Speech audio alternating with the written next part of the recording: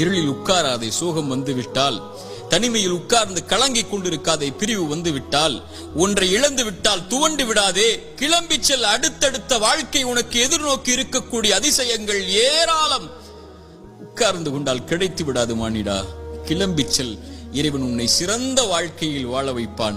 ஒரு இறை நம்பிக்கை கொண்டவன் எதிர்காலத்தை பற்றி எந்த பயமும் கொள்ளாமல், கடந்த காலத்தை பற்றிய எந்த கவலையும் கொள்ளாமல், இன்றைய நாளை முறையாக பயன்படுத்தி எதிர்காலத்திற்காக தன்னுடைய வாழ்வை செதுக்குவான்.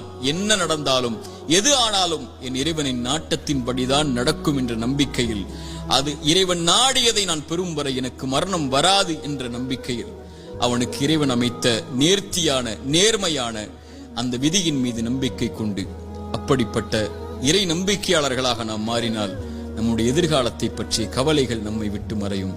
இறைவன் அந்த பாக்கியத்தை எனக்கும் உங்களுக்கும் தரட்டும்.